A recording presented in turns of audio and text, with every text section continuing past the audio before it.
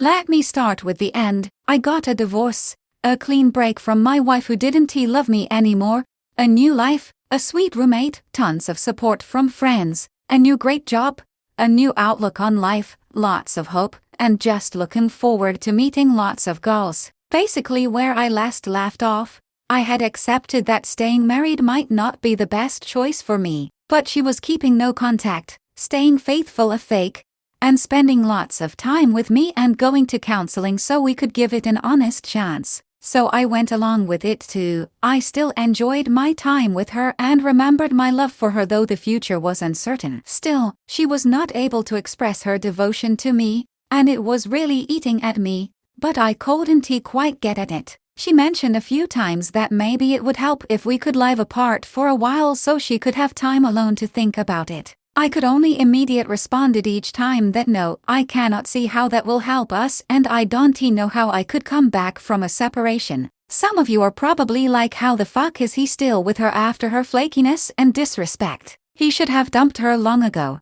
I see where you are coming from, and while I was putting up with her flakiness I was ready to leave her this instant she pulled some shit. And she didn't. Okay, this is only a fake, but I don't think she did. So then I was about to receive a response about in the interview for a new job, a pretty good career move, and I was hoping that our next counseling session would give us some good strategies to get closer before I started my new job if I was accepted. But during the counseling session, she made a strong statement that I want to have a trial separation. I gave my reasons why I didn't think that was a good idea, but the counselor saw that this was her decision and that if she was going to go through with it, we had to go through with it in the best way for the both of us. I left the session thinking, what if we are going to have a separation? That was a huge moment. After I sifted through the confusion, I had a realization. I am starting a new life. I am getting a new job. I have friends. I have everything I need, and I don't need her. The next day I told all my friends about the situation. I had held back before because I didn't want them to judge her as we worked through it. I told my friends that I now needed their support more than ever. They were with me to 100. I have never been so happy to have friends by my side. I went to one of my best friends, people I look up to, who just happened to have an empty room because of a girl that cheated on him that he kicked out, and I told him that I was leaving my wife and probably getting a divorce. He happily accepted me as a roommate anytime I wanted to move in with no limit on how long I stayed. I told my wife that the best thing for us is a divorce. I think she saw my piece in my statement and she accepted it. I can get more into this, for example questioning that maybe she was just waiting for me to say this, or that I was letting her off easy by just letting her go. Whatever, feel free to speculate or analyze. I got accepted to my new job. Yeah baby, nuff said. It worked out that I got to go back home for a week before my new job. I live far from home and see my family. Though I had told various family members different things, I got the chance to be more candid and honest with each sibling and parent than ever before and felt then that I needed their love more than before, so it was really an important time.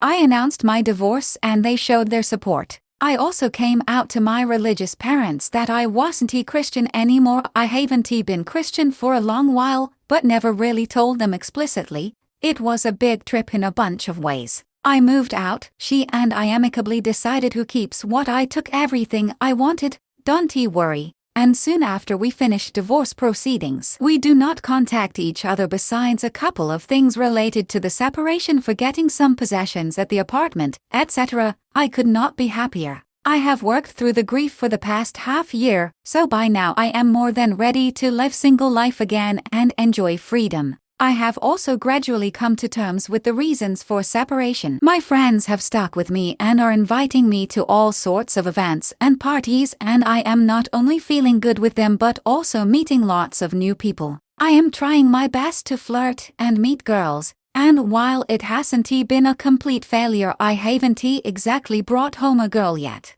No hurry or anything, but I am really eager to meet some nice girls right now. I really have a new outlook on how I want to go about this. When I met my ex-wife, I wasn't even looking for a girlfriend. Now, for the first time in my life, It is my goal to meet the most amazing girl in the world and someone I can really love. I did do my best to give all my love to my ex-wife, but now I want to take full control from the start. Sure, there are the lonely days, but I have so many great people around me and have already started building wonderful memories with my new life. I look forward to comments and of course criticism. Both the positive and negative meant a lot to me up to now. I will try to respond as time allows. Finally, if anyone going through a similar situation wants some advice, of course, I am no expert, but this is what I have to say. You will heal after the pain. It just takes time. Your happiness does not depend on someone else. You are responsible for your own happiness. Please refer to the book No More Mr.